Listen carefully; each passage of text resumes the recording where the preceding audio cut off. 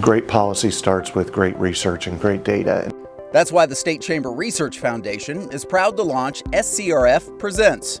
It's an educational series that kicked off in the spring of 2023. It's designed for Council of Advisor members. Leading authorities from across the state and across the country join Ben LePack to take a comprehensive look into a specific topic.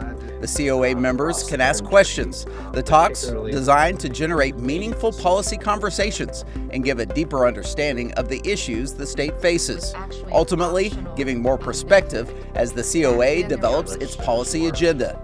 Direct access to really high quality experts from all around the country. We have a really robust discussion, and it really leads to a lot of insights, gives us as a team further areas of research that we need to follow up on, and ultimately make sure that our policy that we're supporting as an organization is grounded in really high quality research and expertise and data. The 2024 talks kicked off in April with AI taking center stage. With lots of bills moving through federal and state legislatures, Will Reinhardt, a senior fellow with the American Enterprise Institute, presented 6 rules of thumb when it comes to AI regulations.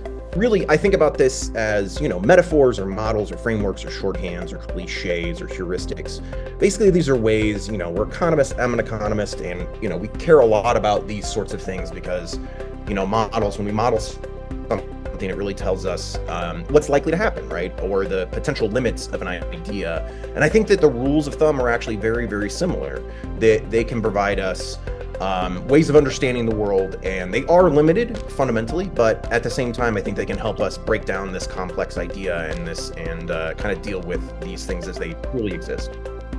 May was all about licensing. Dr. Noah Trudeau spoke about the occupational licensing system in Oklahoma. He says it's one of the most burdensome in the entire nation. Overall effects of licensing, studies have shown that it raises prices by as much as 16% as compared to non-licensing. It reduces employment by as much as 27%. So you have a quarter less employees in an occupation when it is licensed. And nationally, we see an estimated loss of $6.2 billion in output and 2 million fewer jobs created each year because of this licensing effect. A colleague of mine at Troy University, we've also looked into some minor effects. We're working on a research paper on occupational licensing and entrepreneurship. We see less new businesses created in states with more occupational licensure. Summer presentations focused on attracting and retaining workforce. In June, we heard from Richard Florida, author of The Creative Class. He explained that to attract and retain top talent, Oklahoma must ensure its communities have interests beyond workplaces. I think we did economic development at the expense of community. I think what the folks in Tulsa stumbled upon, and I'm writing this, and I think the foundation was really important, is developing a model of economic development which I think is community enhancing. So that everything that is being done in Tulsa has community solidarity and community stability at its basis. And that the economic developers and the drivers of entrepreneurship and the drivers of innovation can be done in a way that don't tear the fabric of the community. And I think you in Oklahoma, whether that's Oklahoma City, whether that's, you have the opportunity, because you're still somewhat affordable, because you still haven't seen the mass migrate. Now, Tulsa already is one of the top 10 destinations of people leaving Austin. But you still haven't seen that influx that really distorted housing markets in other places. I think this idea, and I'm still, of community enhancing economic development. In July, experts from Lightcast joined us to help us dig into the demographics of Oklahoma's workforce. They stressed the importance of understanding these elements when it comes to talent attraction and retention.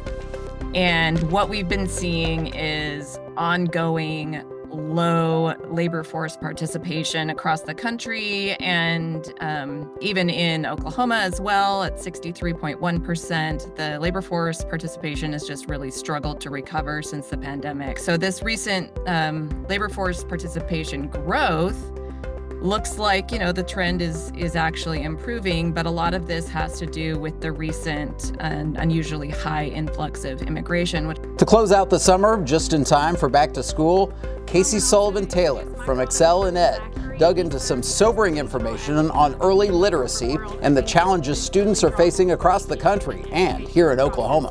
So when we think about opportunities for Oklahoma to continue strengthening their literacy policy, some of the things that are still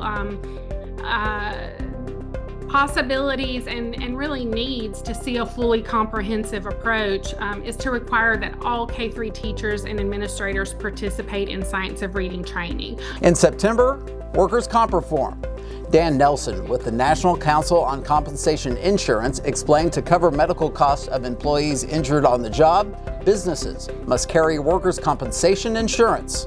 This is a regional comparison of Oklahoma, showing the cumulative 5-year change in loss cost levels over the last 5 years in the region. Oklahoma leads, down 39.1% cumulative decrease over the last 5 years. You can see it goes down as low as Kansas is negative 18.8 in the last 5 years. So Oklahoma is doing very well as far as the cost base going down. It's all part of an ongoing push to make sure that everything the Chamber does and advocates for at the Capitol is focused on making Oklahoma the most competitive place to do business in the country. We really think it's taken our already strong game to the next level, and we look forward to continuing it in the future.